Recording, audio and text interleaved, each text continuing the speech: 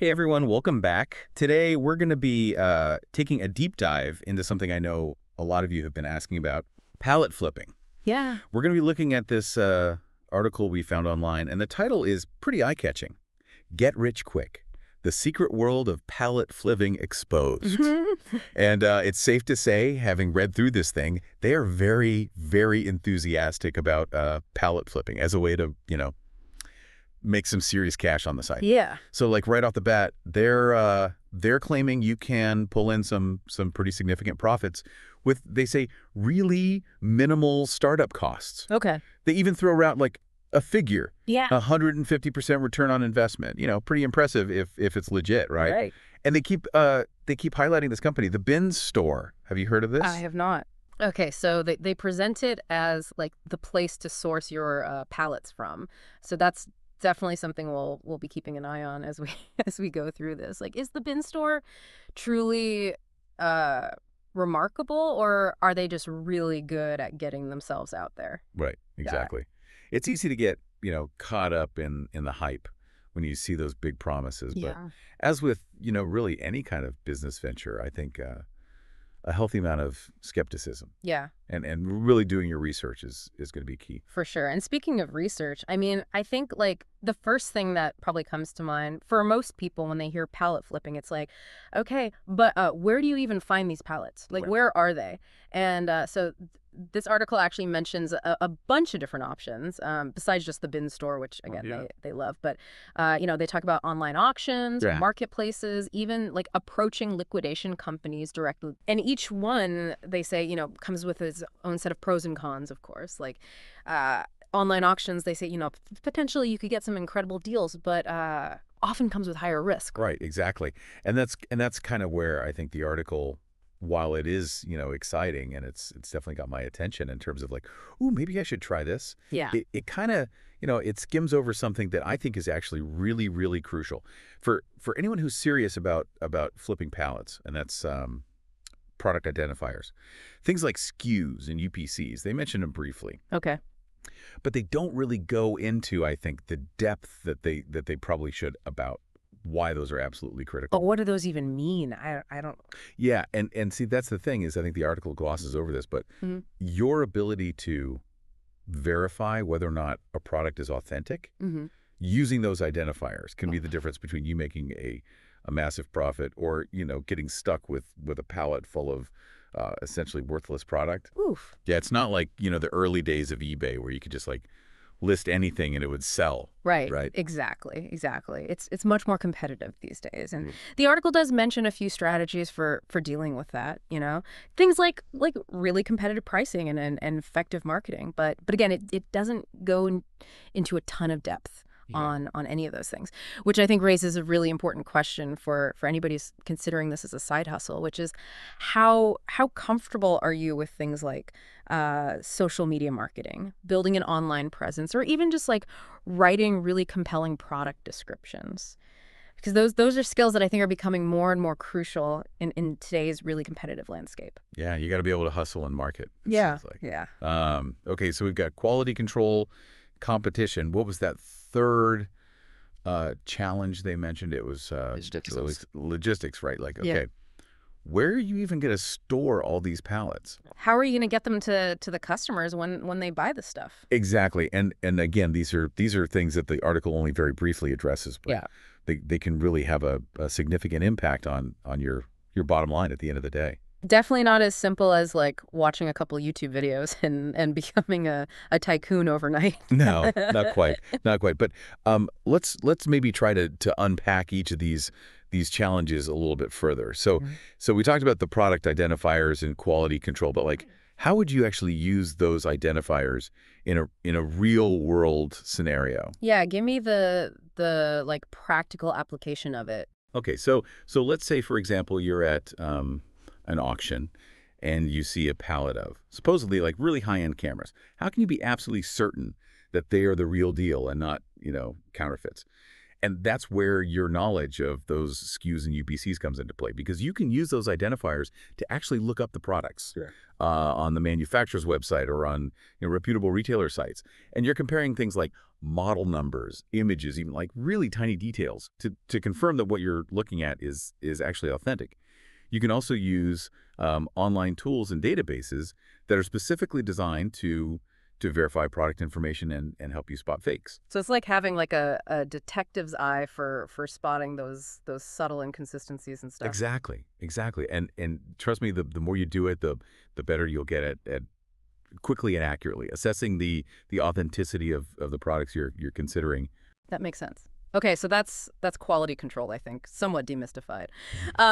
What about the competition piece? I know the article mentioned marketing, but like, do they offer any concrete strategies for actually standing out, in what's obviously a crowded marketplace?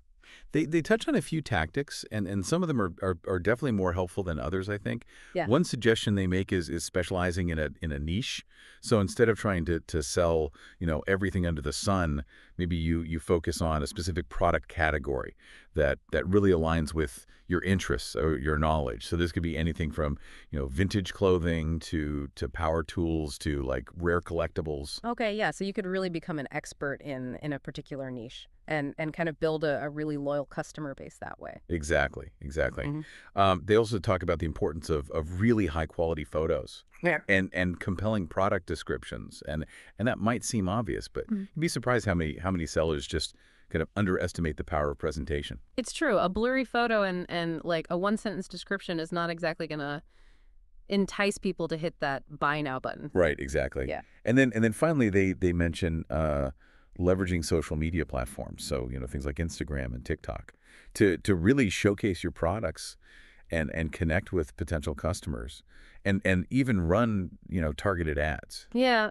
I mean, social media can be like such a powerful tool for reaching a wider audience these days, but it also requires like a real time commitment and a willingness to actually like learn the ins and outs of each platform, right? Absolutely, absolutely, and that's something to really consider carefully. If you're not already, someone who's comfortable with social media marketing, I mean, there are definitely resources out there that can help you kind of learn the ropes. But it's important to be realistic about the time and effort that's involved. Yeah. It all comes back to that get rich realistically concept Hmm. we were talking about earlier. Okay, so we've done quality control, competition. What about those logistical hurdles? They mentioned fulfillment by Amazon, right? They did. So Fulfillment by Amazon, or FBA, it's a service where you basically send your products to Amazon's warehouses, Mm. and they handle the storage, the packing, and the shipping for you. Okay. So that sounds, I mean, at least on the surface, like pretty appealing, especially for somebody just starting out. Yeah, it can be a really convenient option, but it is essential to understand like the fees and the calculations involved to determine if it actually makes financial sense for your business. So, for example, Amazon charges storage fees based on how much space your inventory is taking up in their warehouses. They also have what are called fulfillment fees, which vary depending on the size and the weight of your products. So it's not quite as simple as like send my pallets to Amazon and then just like watch the money roll in. Right, not quite. It's crucial to really factor in those FBA fees. Yeah. When you're calculating your potential profits. Mhm. And some sellers find that it is a worthwhile investment for them. Others prefer to handle the fulfillment themselves, to kind of maintain tighter control over their costs and their customer experience. Okay, so many factors to consider here. It seems like the key takeaway is you really got to weigh the pros and cons carefully and just figure out like what's going to work best for your individual circumstances and goals. Yeah. There's no one size fits all approach to this. What works for one person might be a complete disaster for another, and that's why I think thorough research planning, careful consideration. Those are all the kind of key ingredients here. This is reminding me of what they say in the investing world, right? Past performance is not indicative of future results or Yeah. whatever. Just because, somebody else found success with one particular strategy doesn't mean it's guaranteed to work for you. Exactly.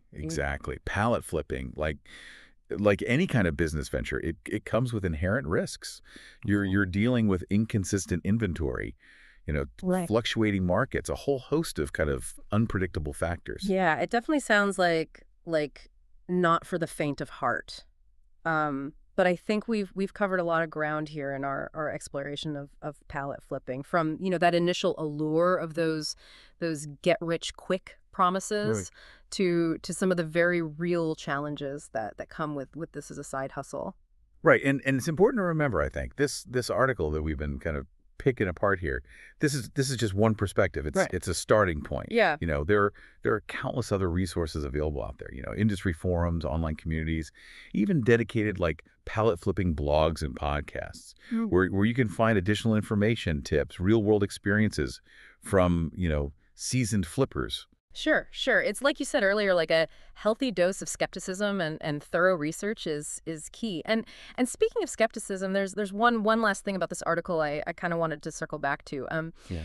They really heavily emphasize the bin store throughout this entire piece. It's almost as if they're like subtly, or maybe not so subtly, trying to steer readers in that direction. Right, that's an astute observation. It does make you wonder about their motivations a little bit, doesn't it? It does. Like, are they genuinely that impressed by the bin store, or is there a more strategic reason for all the constant mentions?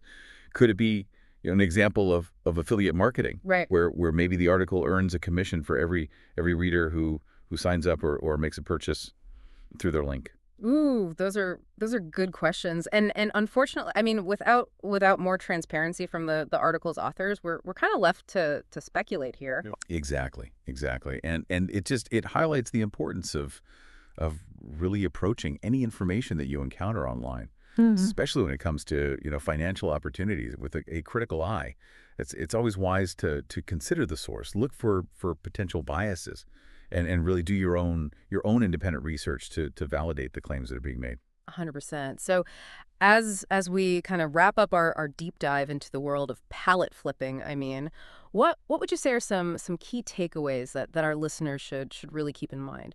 Well, I think first and foremost, remember that pallet flipping. It can be a legitimate way to earn money, but it's not a guaranteed path to riches, and it's certainly not passive income. It requires work, strategy, a tolerance for risk, and a willingness to constantly learn and adapt. So before you invest any money, Right. make sure you understand the market. You know how to identify valuable products, and you're prepared for the challenges that come with running any kind of business, really. Yeah, don't let those get rich quick promises cloud your judgment here. There's no substitute for thorough research, due diligence, and that healthy dose of skepticism we talked about. Absolutely.